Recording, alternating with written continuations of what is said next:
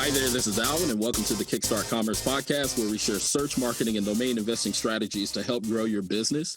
In today's episode, our guest is none other than Jon Henshaw, a longtime website developer and internet strategist, founder and publisher of Coywolf, and a serial entrepreneur co-founding the all-in-one SEO and marketing management reporting platform, raventools.com, back in 2004, and he sold it in 2017. So today, Jon and I discuss his recent article about how to fight the rising cost of gTLDs, leveraging multiple gTLDs to create one brand comprised of many digital assets, when a brand should and should not consider gTLDs, and how overall search marketing will be impacted by domain names and gTLDs. So with that, Jon, welcome and thank you for making time to join us today. Hey, thanks for having me, Alvin. Great to be here. Yeah, definitely. So to kick things off and to give a bit of context for our listeners, I recently received an email alert containing an article written by Jon entitled "Domain Prices Are Unregulated and Rising at an Alarming Rate." It's a great, quick, and informative read over at coywolf.news. And so while that subject matter piqued my interest, I was very interested in learning more about the man behind coywolf.news and the Coywolf brand. So, Jon, share with the listeners a bit about yourself and who you are, your professional and personal background. Yeah, so like you said, I'm a bit of a serial entrepreneur. I would say, building websites since '95. So I start off building really ugly websites because that's all that existed back then. You've been at it a while. Yeah. And I've done just all kinds of things.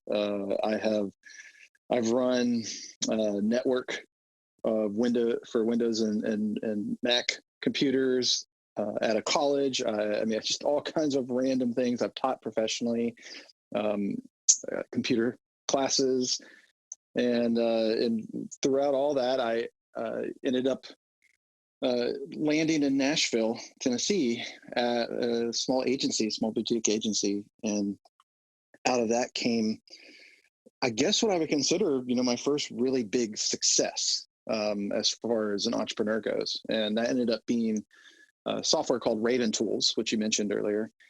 And did that for about, I guess, 11 or 12 years. And that was quite an experience. But if you were doing SEO or were a marketing agency, I would say, during that time, then you probably have heard of it, just because a lot of agencies use it for their reporting, and it kind of started off with a heavy SEO focus when we first built it. But in March of 2017, sold that to another company, and then kind of started a whole new chapter in my life again, and so now I'm just kind of a combination of working for a big company, doing a lot of really fun things with huge sites, working with an amazing team, and then I guess, unfortunately, my hobbies are the same thing I do for my work. Imagine that. So in my downtime, for me, it's Coywolf, so my downtime, when other people are maybe watching TV or, I don't know, doing some sort of probably healthier, different hobby than what they do for their main work, I do the same thing because I love it, because I'm very much into it. I was about to say, it's not work when you love it. You just do it. It's true. It is very enjoyable. And it's also less work when you're in complete control. So that's probably part of it. It's one thing when you have to work with many teams and other decision makers and that type of thing, which is completely fine with me. But of course, it's really nice when you also get to work on something that's just yours, and you get to make the decisions on the direction for it and what it's going to be, without committee. Definitely, definitely. So then, in terms of your experience, obviously as an internet strategist, so I mean, like, how did you? I guess what's your experience? Because I don't know that you would consider yourself a domain investor or really a domain developer, but I guess just by sheer nature of search marketing, you kind of got involved with domain names. Yeah, it's kind of hard to avoid if you're always sort of, creating your own sites and your own products. And also, uh, when I've done agency work or consulting, been working with somebody else's products. I would also consider myself a strategist, and so it even comes into play there when you're talking with a company about what's their brand going to be and how's that going to play out online, and even to the point of sort of what you deal with here. What's the best domain for that? What's the best web presence? Do you need to have a .com? Can you use a generic TLD? Those type of things. So it's hard to avoid domains, and if you're doing anything on the internet, and so I definitely have dabbled in buying domains and selling domains, and in fact, I even had probably my first big site that I ever built and really poured a lot of energy into, sold that, and used that money for the down payment on my first home. So I definitely have, Oh, nice. yeah, so I definitely have experience with um, buying more domains than I need or will ever use. I We definitely have have an experience. addiction. We have a Oh, it's a problem. total addiction. I'm not as bad as probably the majority of your listeners. I'm definitely more what I would consider to be an amateur domainer for sure. Gotcha. But I do fall into that category of uh, loving to find and buy domains, and then thinking of something I want to do with them. But again, like probably most, if not all listeners, I have all these, different domains where I have these great ideas, but I'm never going to find the time to do anything with them. And the best I can hope for is that I might sell it. Gotcha. Gotcha. So then in terms of so your article, kind of shifting gears here. So I mean, what inspired you to write about the rising cost of gTLDs? Well, kind of what we're just talking about, where I've been doing this for so long, you just kind of see how patterns over time. Mm, And I would say, for the first decade or more of, uh, actually more like 15 years or more, of just having the kind of original domains, the .com, net, org, infos, things were pretty static. I mean, as far as pricing goes, I mean, it's pretty much, it's always been more a concern of which registrar you're using because of how much they might be charging, and right. not a concern that suddenly a price is just going to jump up out of nowhere, or that you're going to be charged uh, a, a particular premium price for certain words on a TLD. I mean, it's pretty much .com is .com, and you just buy it at whatever value, the same value you'd buy any .coms typically, from a registrar. So that's how it kind of used to be. And then we had the generic TLDs come into play, the new ones, and that's been great, at least to somebody like me who has these ideas, or has a name I want to use, and I just can't, because the only way to get a domain with that particular word or brand in it is to pay $50,000, for that .com. So for me, having the new gTLD, especially with extensions that actually relate to the site or service I'm trying to make, is really awesome. I mean, it's just sort of like, finally, I have something that I can use that I wouldn't hate, you know? and so I started buying those fairly early, things that I thought were interesting, I wanted to use. Um, but then I started seeing uh, just prices after a couple years on certain ones just really jump up. I mean, just quadruple, or whatever it might be. And right. I think this probably started to happen a lot more, like the velocity of this happening probably around 2017.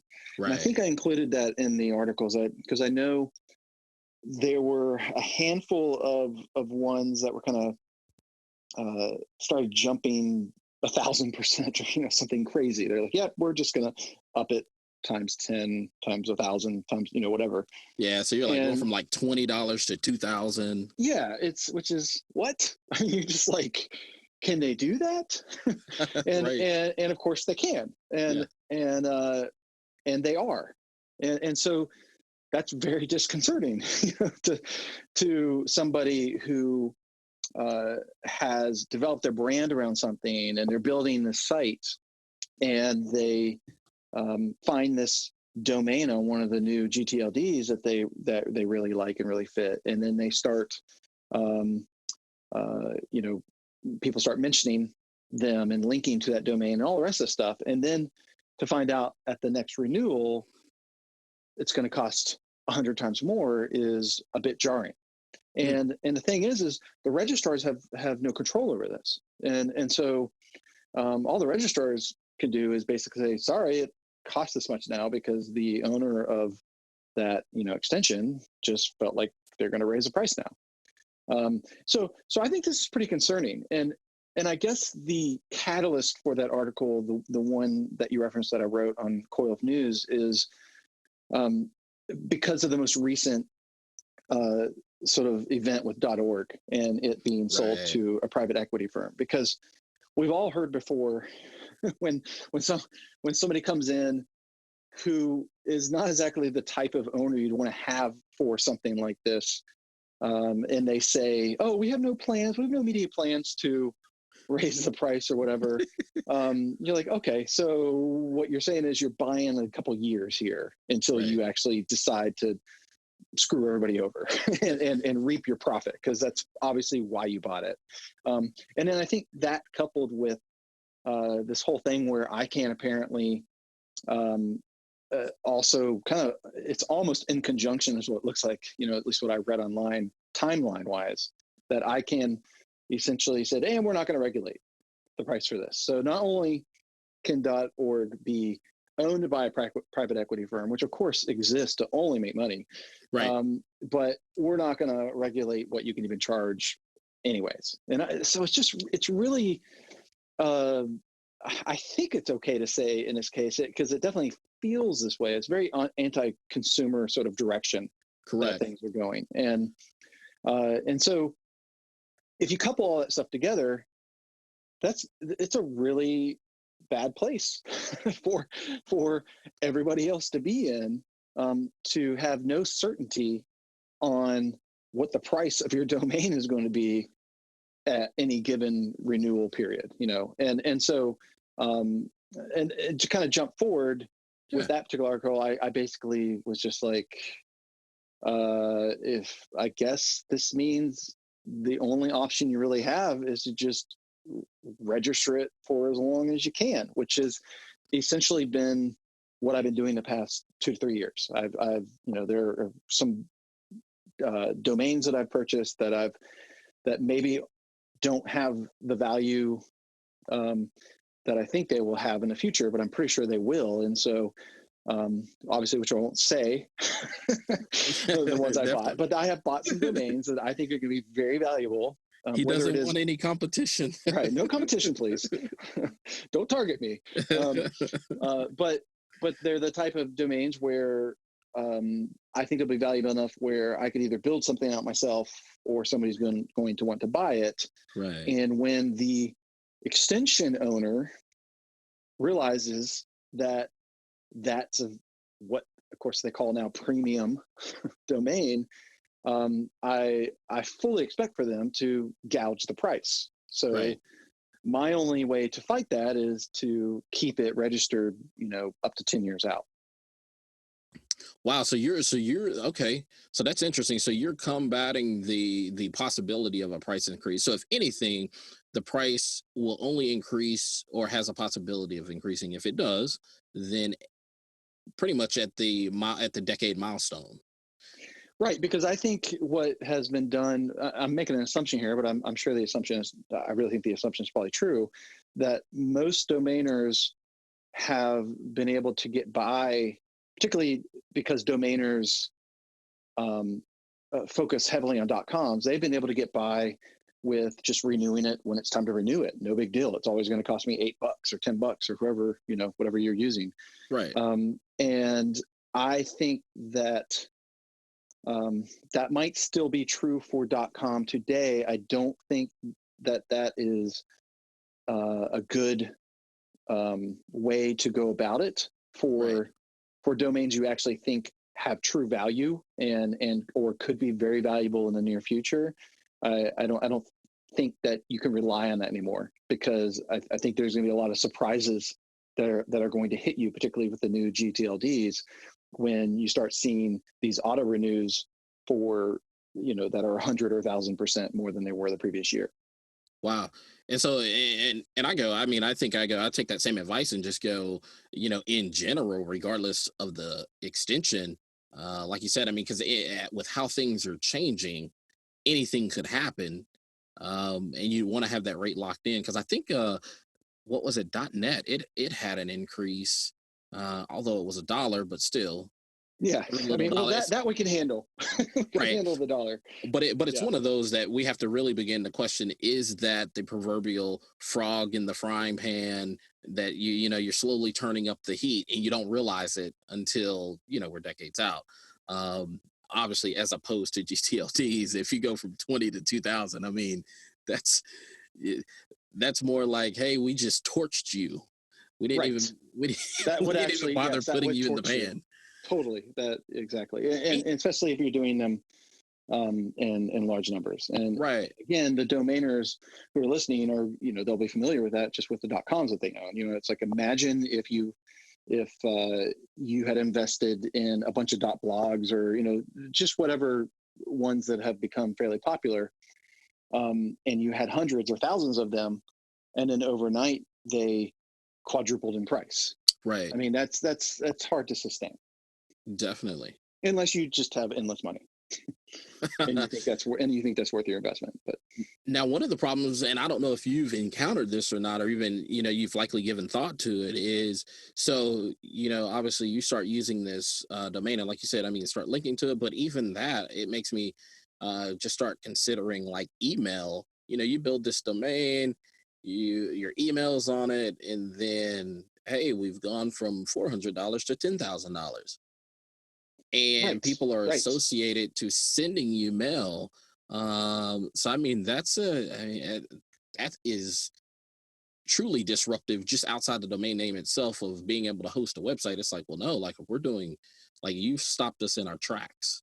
Right. You thought that you had, some decent control on your own domain just for email, just for communication.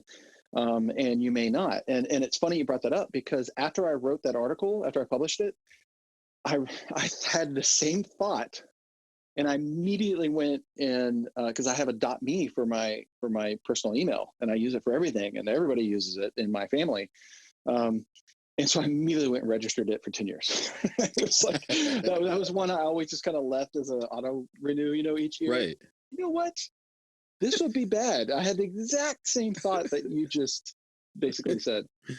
No, and that's and I guess it goes, and it could happen on any extension, but likely is the case, like you said. I mean, we're seeing it happen with gTLDs, and so that's interesting. I think in terms of what probably struck me the most, obviously I'm kind of in the industry, so I understand the news, been kind of watching and seeing these happen over the past 3 to 4 years of price increases. People get mad.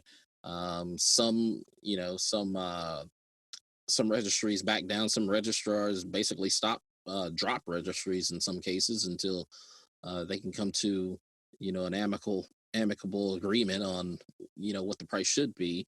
But what was more interesting to me was in the article, I think you referenced, obviously, here it is, it's an article about fighting the rising cost of gTLDs, but then I look and I go, wait a minute, this is on coywolf.news, which the .news is Right. a GTLD. But then Right. even in there, I think you mentioned that you had other, I think it was like .pro or something or Right. another. And so, Right. but so tell me then, in terms of that decision of saying, hey, I'm going to take this project Coy Wolf and I'm going to actually leverage a new GTLD. Like, what was the thought process? What kind of spurred this Oh, on? there's a lot of thought processes around that. So, for those who are listening, if you go to one of those coils domains, it all looks like the same site. And so, for example, you were just saying I have a .coilf.pro, I have coilf.news, I have coilf.community. I have others that I'll be introducing pretty soon too, including coilf.app because I'm making an app. Huh, But if you're looking at the site, what you see in the main nav is pro, news, and community. And if you right? click on each one, it looks like you're just going to a new section, but you're actually going to a completely different domain. And That's and interesting. so why am I doing this? Partly because maybe I'm a little crazy. Um, I a lot of what Coil is about for me is experimentation. I mean, a big part of it is for learning and providing resources and stuff, but another big part of it is it's my playground. I'm a very curious person when it comes to technology and particularly as it relates to the internet. And I like to do things and play around with things that I haven't seen anybody else do. Ah, And so I haven't seen anybody go and use all these different domains literally. So that when you like another one I'm working on is co-op.reviews, so it's basically when you go to the review section of view site, it's a review site. It's its own property. Um, and and so aside from the fact that nobody's done it, and so therefore I want to do it just to see, what would that be like? There are several things I like about it, which and it has a lot of potential to actually do really well. The general rule is that you pick a domain, you build all your stuff on top of it, and from an SEO perspective, that's great because you just keep building up that particular site. And as more people mention that site and link to that site and visit the site, then it will hopefully start to get better visibility and search traffic. At least that's what I care about because I'm a search guy. right. Um, and so the idea of splitting up things into multiple properties is generally not the strategy you want to take. But I wanted to see what it would look like in the long run if I made multiple properties. And the way I think of this is, okay, you could start building one house and just stick with that house, and you might end up with a really big house, but you still only have one house. Um, and and I'm interested in this idea around I'm going to start building 4 or 5 houses and build them up kind of independently. And they're all probably going to be different sizes along the way, but they could end up being potentially sold to somebody else, or it could spin into something different, or I could take it away from that whole sort of section of that main coil thing and make it its own thing. The coil.app could become its own thing. The reviews could become something completely different. So I like this idea of investing in multiple properties, and just discovering where it's going to go and how those are going to perform together. That just really intrigues me. There are technical things that go along with it. The fact that they're all on their own domains mean that they can have their own technology stack behind it, and they Nice. do. So some have WordPress, some are on AWS, some are on Discourse, and so they all kind of um, rely on themselves as opposed to this whole entire thing, meaning there's no single point of failure. So if one of them goes down, the rest of the sections within sort of that branded experience remains up. So I kind of like that idea too. This idea that other things aren't dependent on each other. I like it because it's fun to me. I mean, I like it because it's kind of cool to me to, yeah, you know what? When you go to the news site, it's coilf.news, and when you go to the review site, which I'm working on right now, it's coilf.reviews, and so that's just kind of a interesting sort of experiment with brand play on these gTLDs as opposed to just one thing. At this point, listeners are probably thinking, why don't you just use subdomains, Jon? On one domain. And it's like, because that's boring. That's been done. I don't want to do that. I'm doing this because it's different. I'm doing it because I don't know what's going to happen from it. I don't think anything bad's going to happen. Right. I'm obviously very careful about everything I do to stay within Google's guidelines and all the rest of that stuff. I'm not doing anything bad. But I really think that what I will end up getting from this will make it worth doing, whether it's something I learn or the fact that I just benefit from it in general. I can tell you that there is one thing I've already seen, which is also part of the plan, but there's one thing I've already seen where I'm able to benefit from it, which is in the search results. So if the brand experience is actually powered by all different properties, well, those properties get to perform independent of each other in search results. And so what that means is it's a new way, at least right now, to even just own my brand around certain things. So because this is pretty new, I mean, if you type in coy wolf, which is essentially a hybrid of a wolf and coyote that is in North America, that's what that's based off of. That's kind of what you're going to get when you just search for coy wolf. Right. But if you search for coy wolf as it relates to the topics and things that I cover, then what ends up happening is not only do I own that, but I end up having multiple results in that result. And so if you were to search for something like coy wolf and SEO Right. together, you're likely going to get multiple results for .news and .pro. Yep. And they're all relevant. It's not because Google's broken. It's not because I've somehow tricked the system in a sense. It's because I've made these things relevant. I made them relevant with my brand, and the content is good, and the site is fast, and it fits the search result. And it happens to be that right now I have two distinct properties that fit that query, and so to me, that's like that's one of the first and immediate benefits I started to see from this. I would expect that over time, as an example, if let's say I review a product or service on coilf.reviews, and let's say that I also wrote a legit news article on that company or that product, just something they released something, there's something newsworthy that occurred, and I wanted to publish something about it. So that's been done. And then let's also say that I have written something on coilf Pro, which is all behind the wall kind of long form content for subscribers.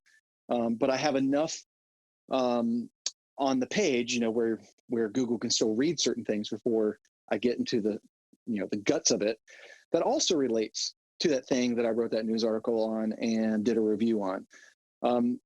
It is possible then at some point in the future that somebody has a particular query that includes that product or service, and I could have .reviews, .news, and .pro show up, and they would all be relevant and accurate, and it wouldn't be spammy because it would be targeted and relevant to the searcher's query and intent.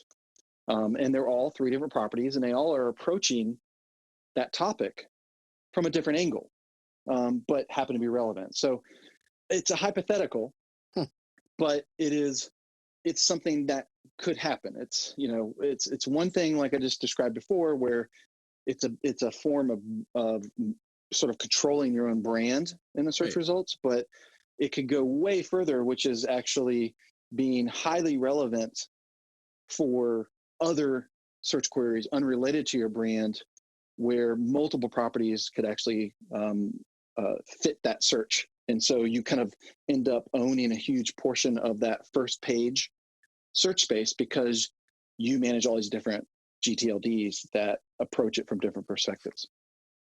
And I'm assuming that that could also work, I guess, using a subdomain if you were on a single .com and No, it couldn't. I'm glad you said that. I mean, it technically can. I mean, right, like yes, it technically can, but the likelihood of that is lower. right. And that's because Google treats subdomains as part of the main domain.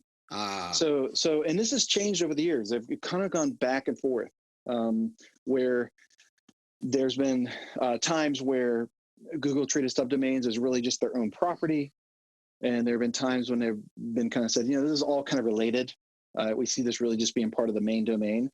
And as of today, they're back to treating subdomains as being more like a subfolder of the main domain than it being its own property. okay. It's not one-to-one like that, but it's the point being that they see a very strong relationship between the two, and treat it as really just sort of an extension of the same domain.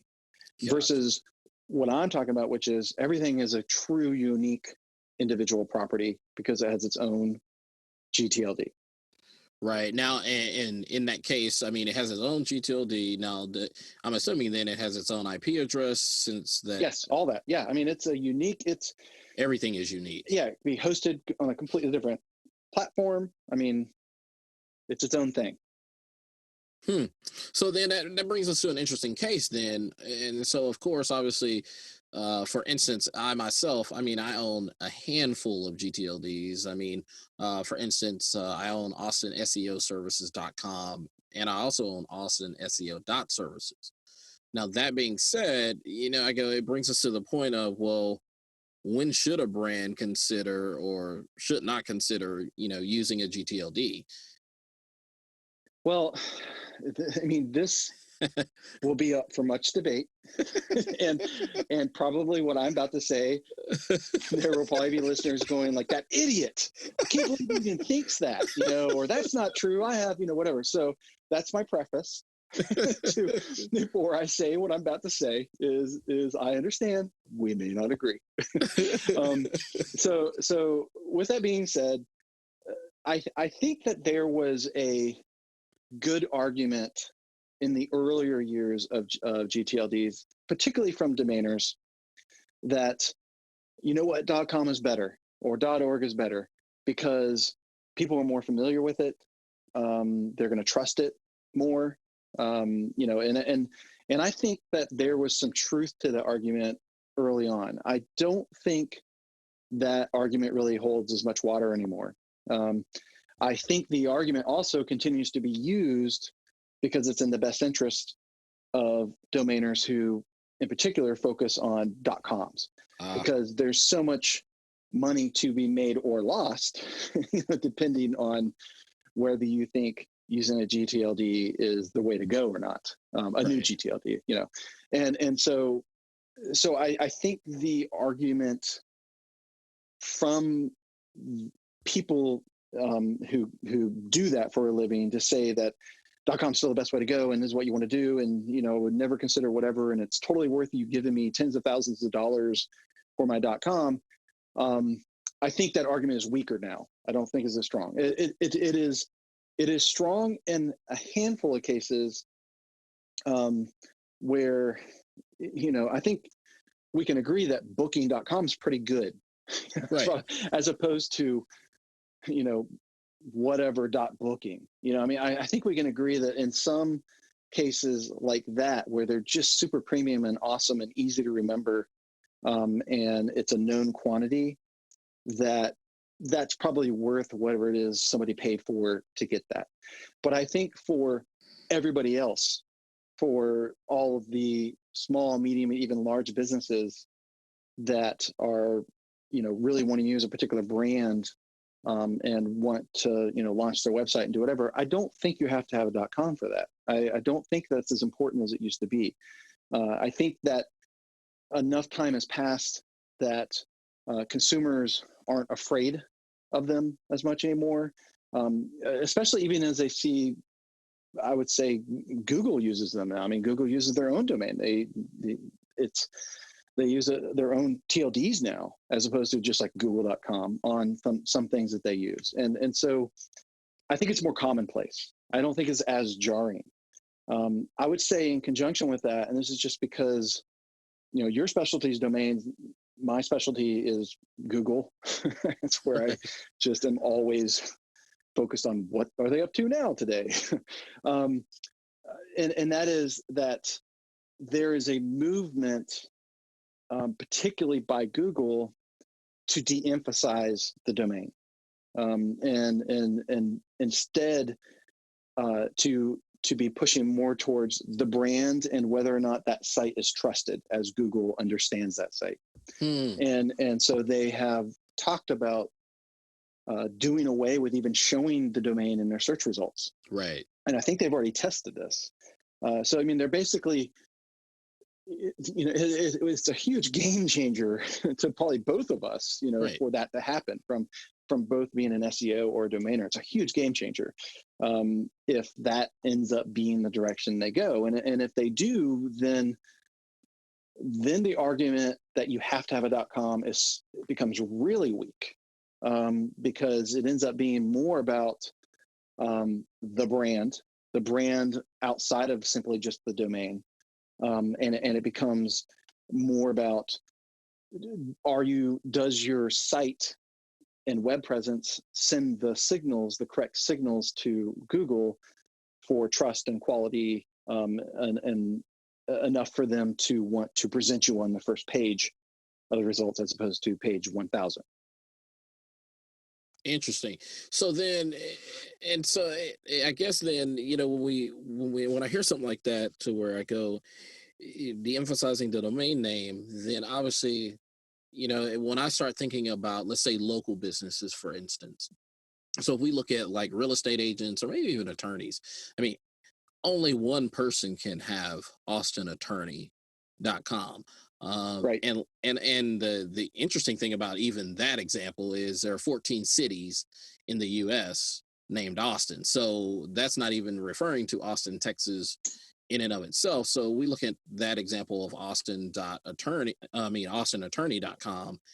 That's already taken, that's out of the market. Then to me, it does make sense that a brand or an attorney should want to consider Austin.attorney.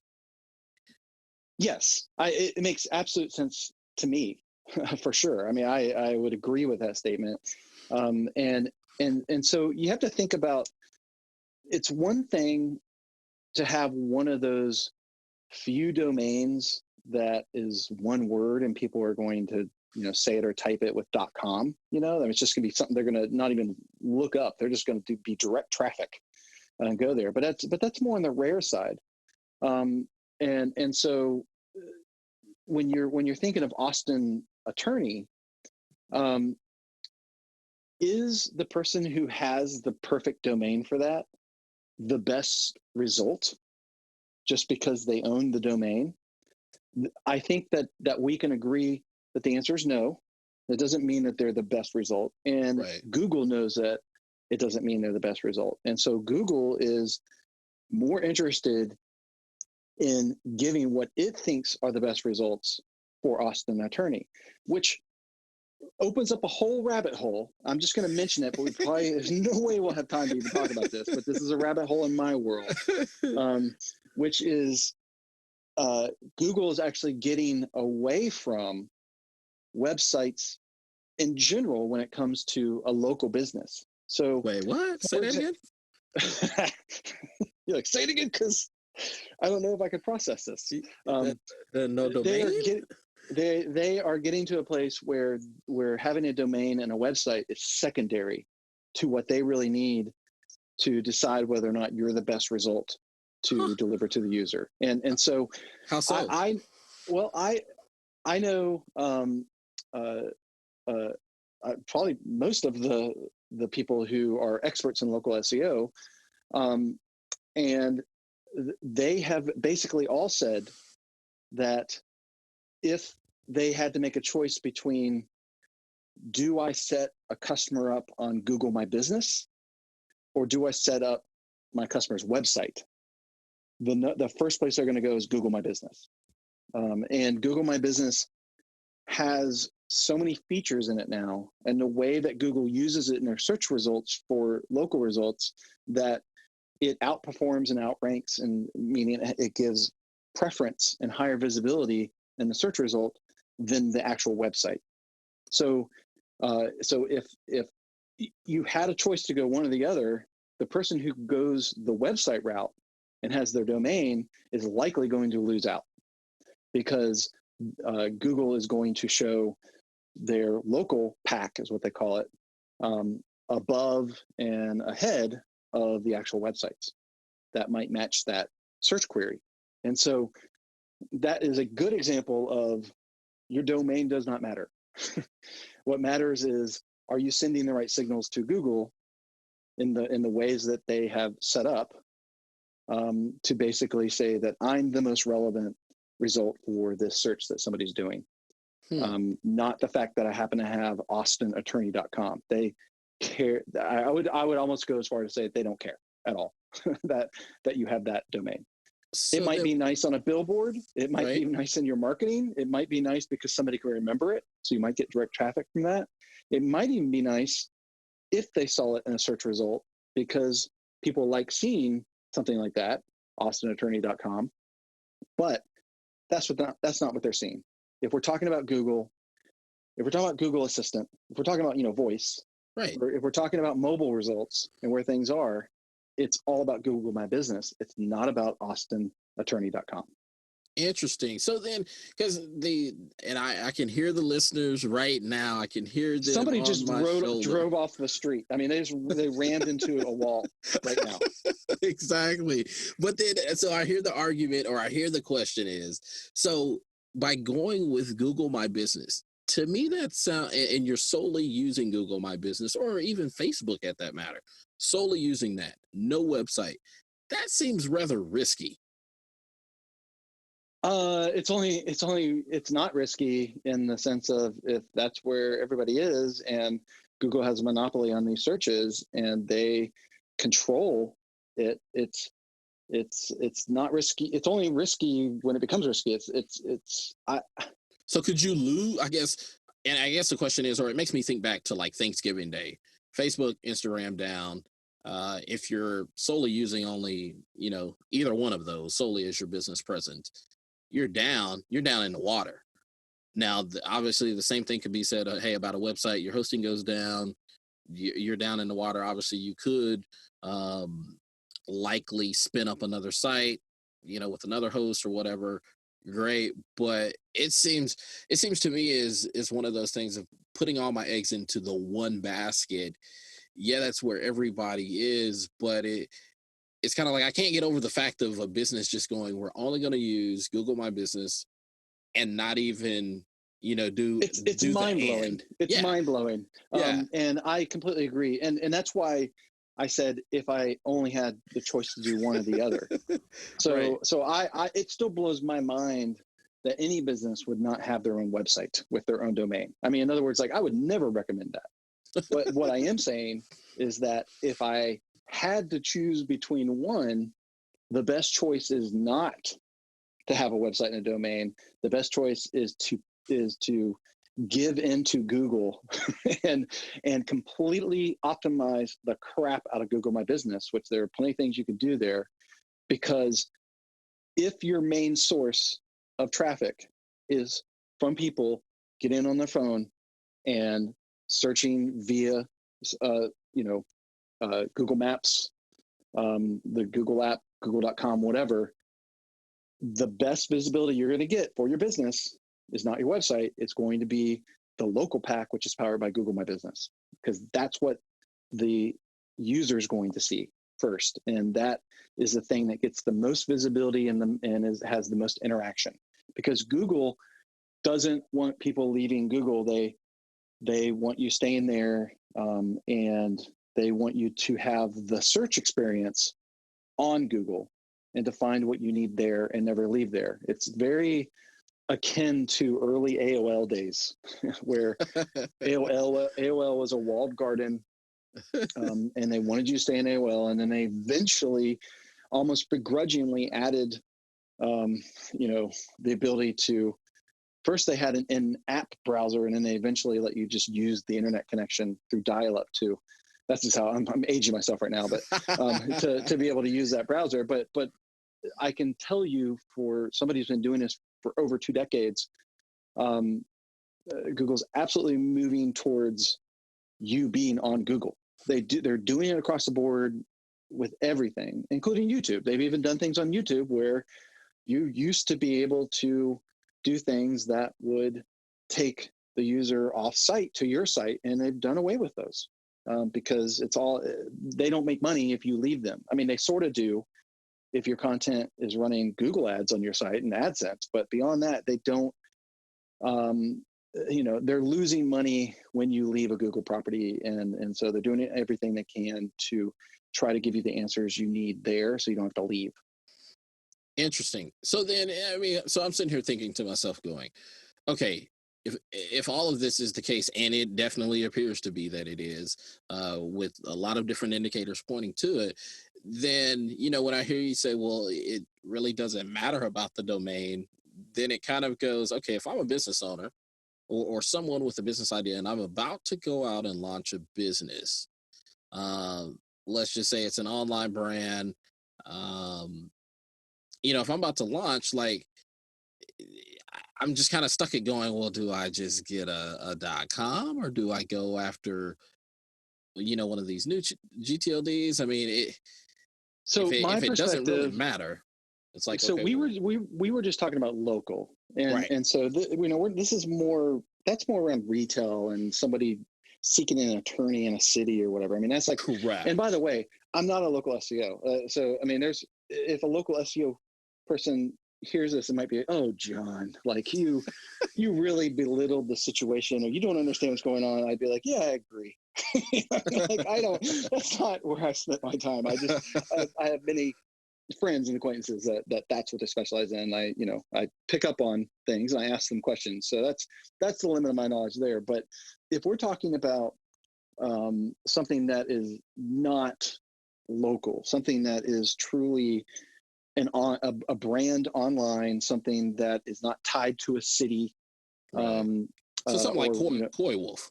right. I mean, it's just a general online presence. It's worldwide. Even Right. it's not the thing we were just talking about. Then I can tell you from tons of experimentation that Google could care less what your extension is, Gotcha. whether it's .com or it's .pro. They don't care.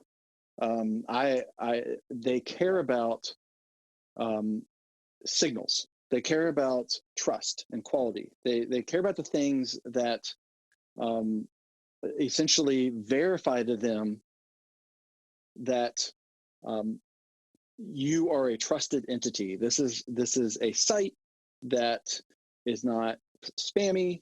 It is a site that answers questions. Has the type of content that people are looking for. It has a good user experience. When people get there, there aren't inundated. They aren't thrown a bunch of spam and interstitials, but they can actually read the content on the page. It's not trying to do crypto mining through the browser.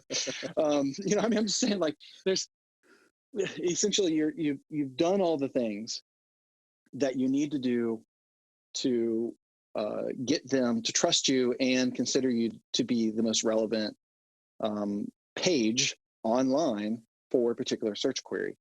And that has nothing to do with your domain anymore. Right. And so, for most people that, you probably just made someone else drive off the road again. Cause Right. I know. if you're a 8 domain people investor, died you go already from listening to this. so through anger or some other reason. So, you look and say, from a domain investor standpoint, domain investors going, no, Jon, the value is found in the domain itself. There is only, the domain itself has this base value, and anything you develop on top of that, it's just icing on the cake. And I would say that um, the only value that a good .com domain can bring is I think it can be good for branding, Right. and in some circumstances, depending on what it is.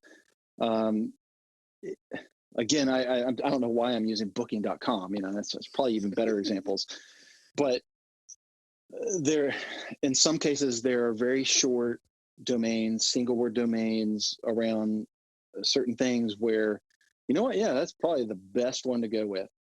But in the grand scheme of thing, and for most people and most businesses, it really isn't. You really don't need it. It's okay to have a dot agency. It's okay to have dot press. It's okay to have dot news. It's okay to, whatever.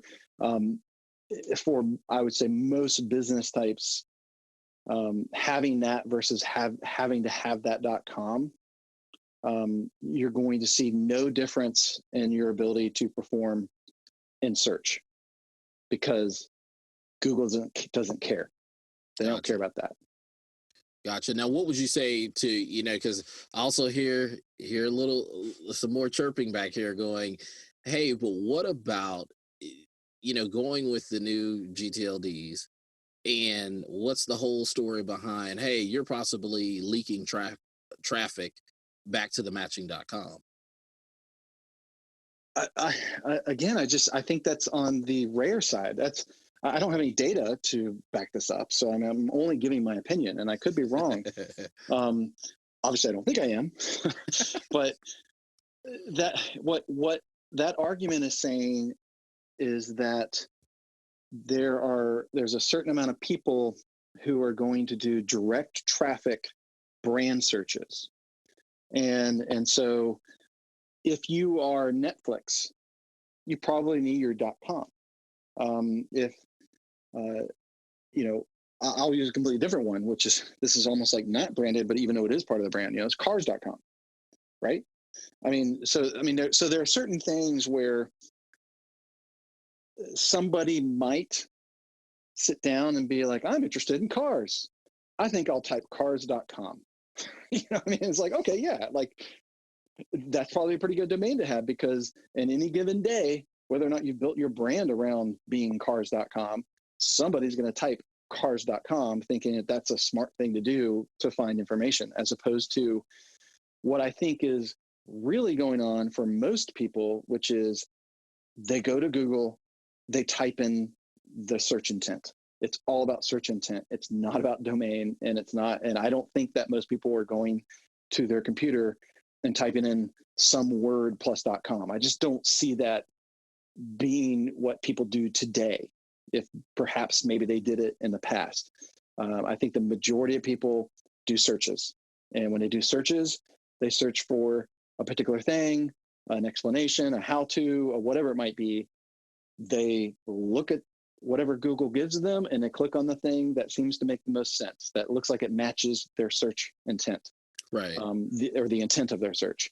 And so I'm horribly biased, obviously, because I'm an SEO. I'm just stuck in this. It's the world I live in and see day in and day out. But what I do know is that most people use a search engine.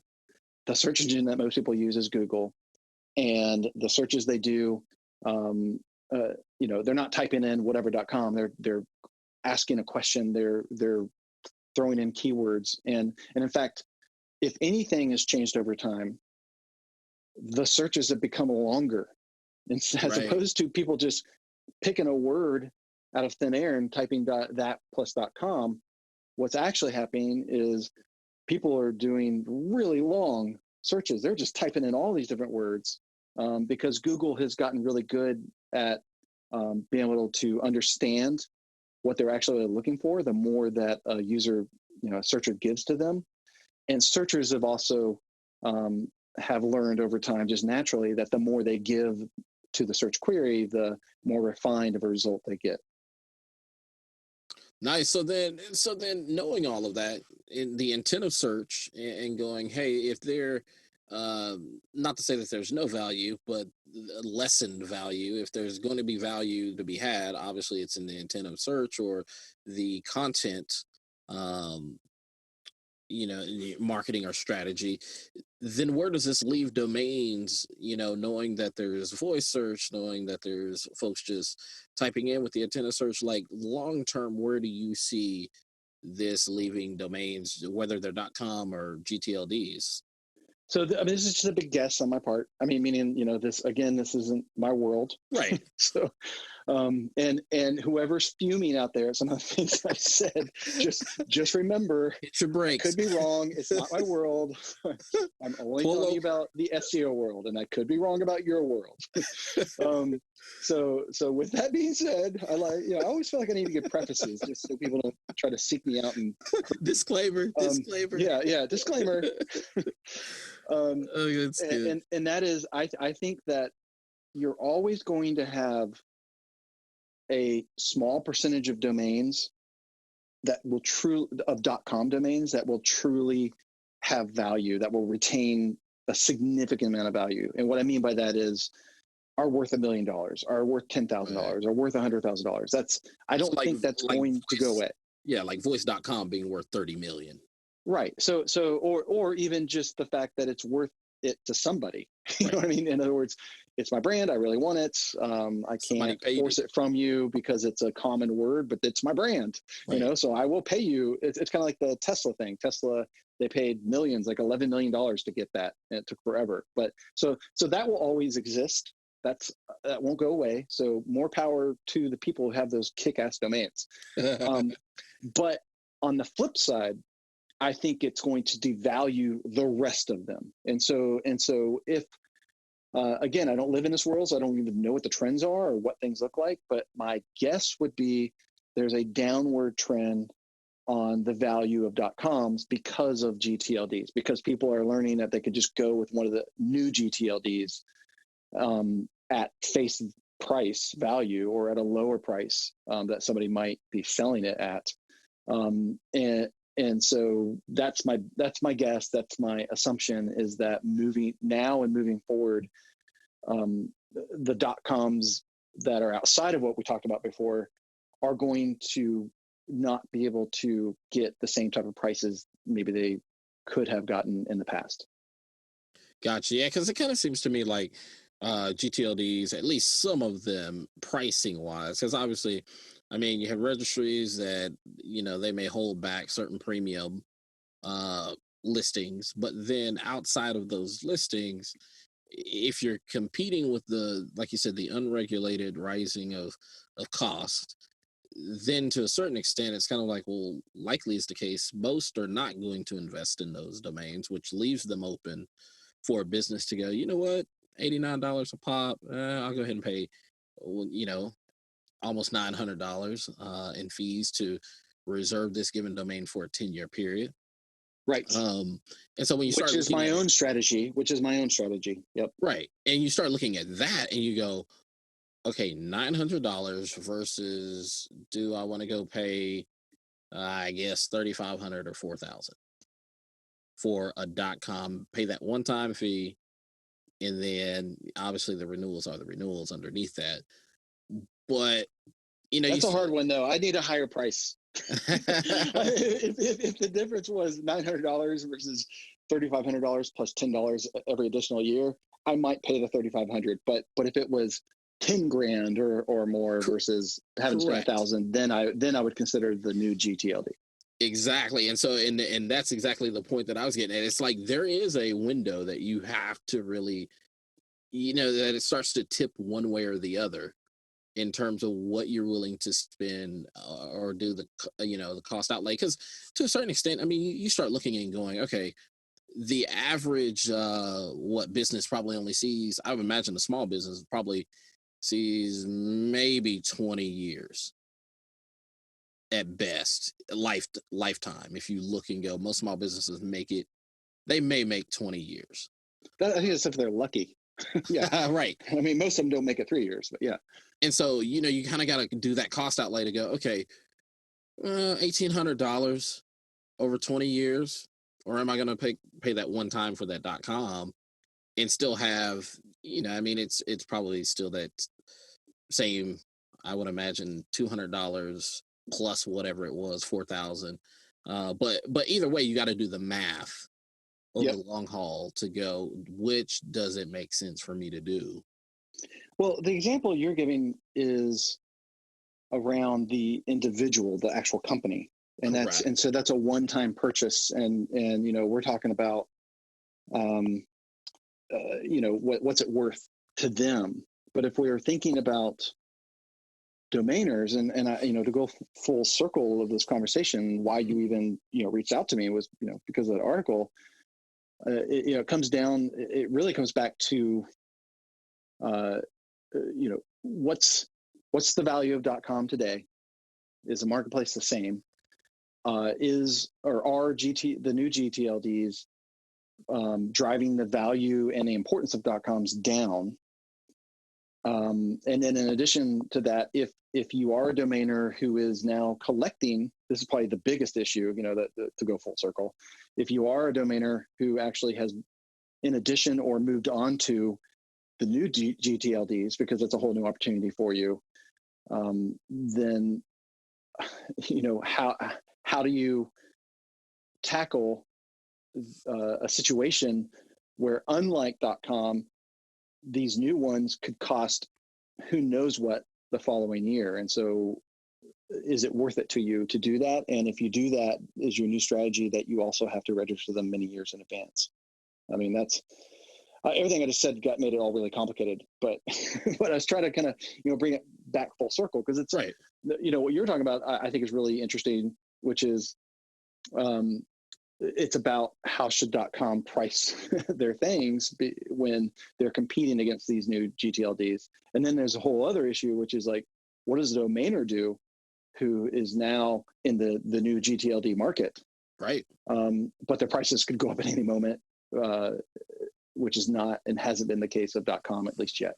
And then does it make sense? Because you look at it, you go, most people are willing to, they probably don't even blink an eye to register a .com for a year. No, of course And not. they'll look at it, they'll review it at the end of that year. We'll probably leave it on auto renew, and that's that. But Yep. to really have to sit down and do the math as an investor to say, I'm going to spend, let's just say, $89 a year. And the other side of that is, I don't even know if this thing can sell.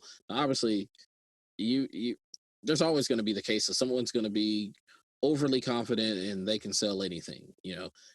Great, congratulations, you can sell anything. But the average investor is, when I think about it, I go, man, they're not likely to go hold an $89 domain when they Right. could probably go and get 7 to 8 domains, a .com domains that probably have a better chance of selling versus holding that one over that 10-year period.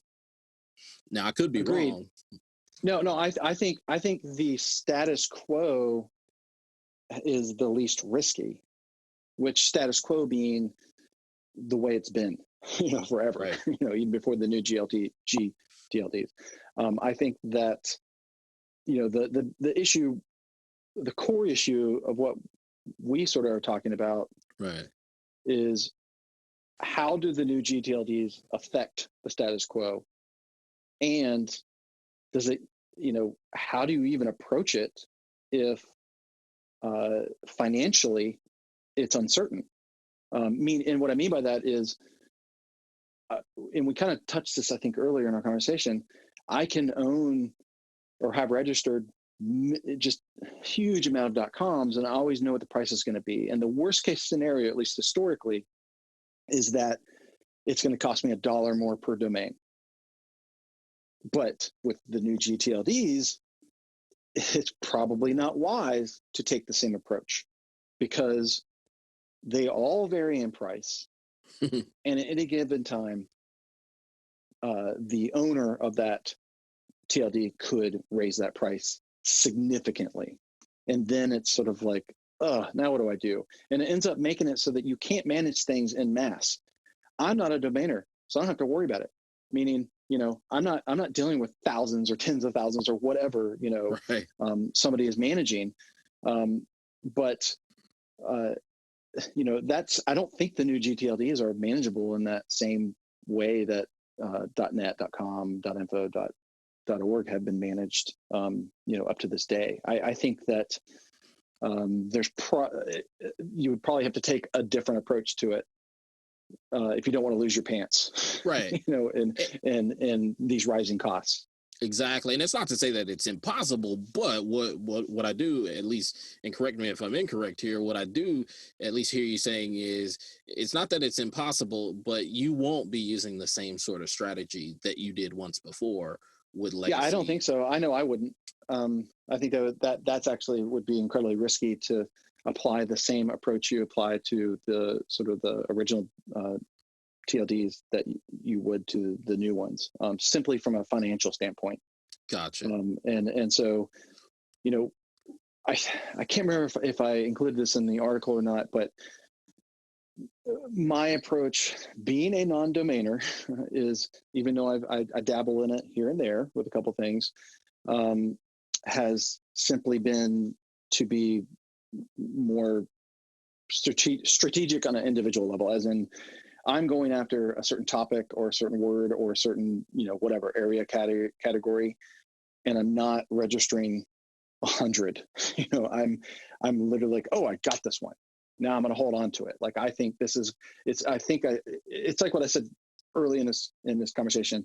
There are a couple that I, had purchased. They are on I won't say, dot whatever. And I think they're going to be very valuable based on, what I predict in society and where technology is going that relate to this word and this particular thing. And so that's very surgical to me.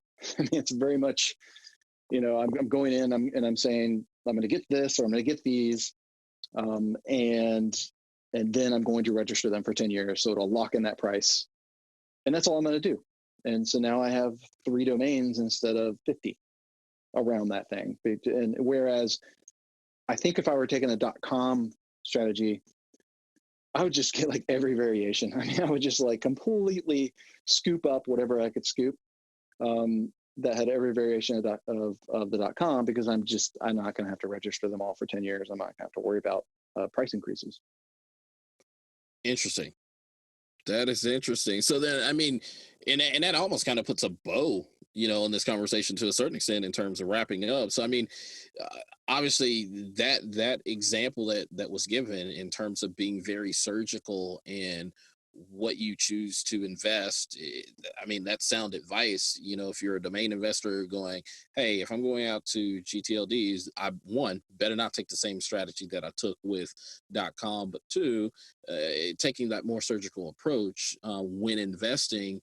And then, outside of that, I mean, is there anything else, you can think of adding in terms of advising someone that's considering maybe developing or investing in a gTLD?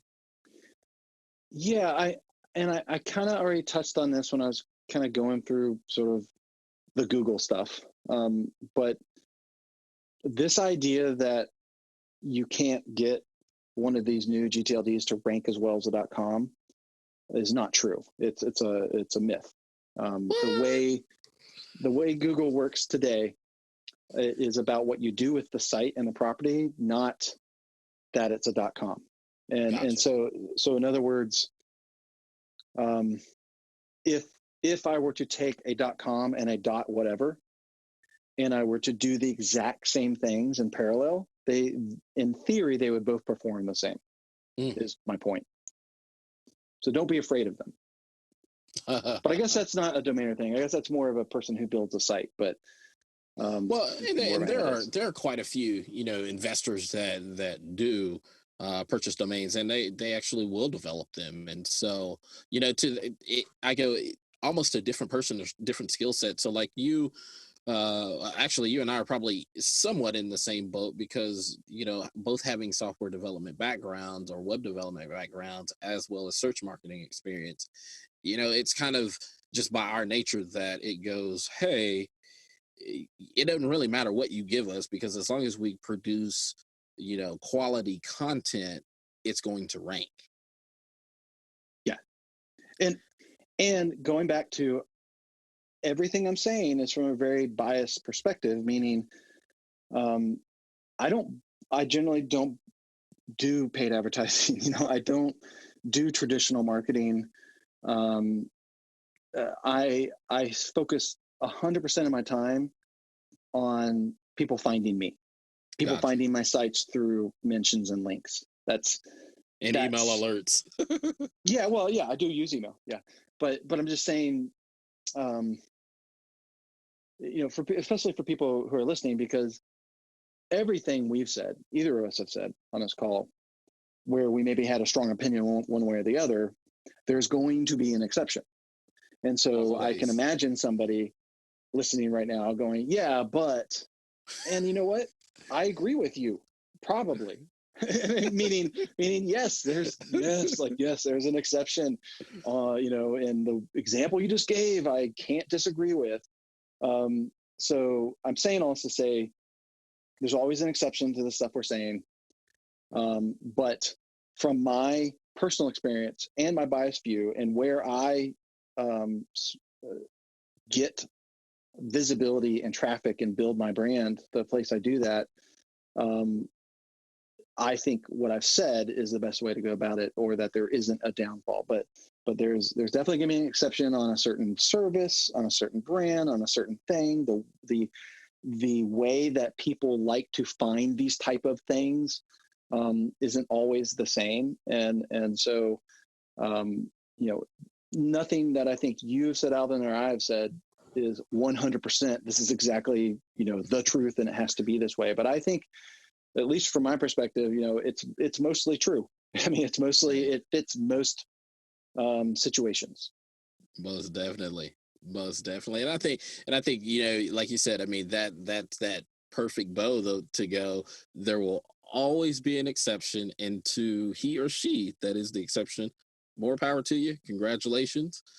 But for those that fall under that rule, it's like you really have to take take what's being said here into thought and consideration.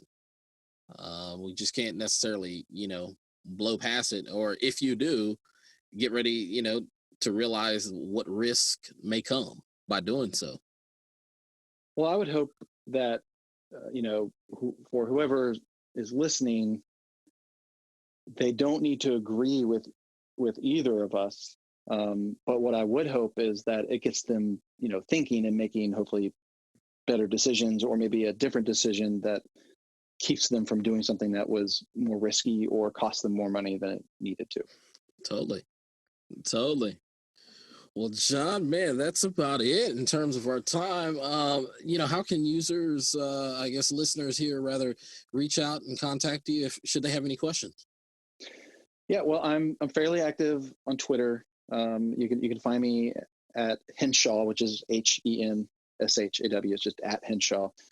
Not that I really want a bunch of people sending me messages, but I do have open DMs. But if you're just gonna DM me to tell me I'm an idiot or you don't agree, just don't. Come on, man. Nobody has time for that. But if you have a sincere question or you want to say something, go ahead. So Twitter at Henshaw is the best place to find me, and there's at Coy Wolf. I have that. That's kind of cool. And as far as websites go, there's coywolf.pro, which is that's a subscription service where I have long form just guides and things that I think are hopefully special enough they're worth paying money for. Nice. and unique enough. And then I have coywolf.news, which is my site that I help build and get into Google News. And I even have a guide on how to get into Google News on coywolf.pro. So it all kind of feeds off of itself. It's this grand experiment where I share all of my knowledge. Nice. Well, and there you have it. I mean, the myth, the man, the legend of Raven Tools, Jon Henshaw. Still alive, not dead yet. The living legend.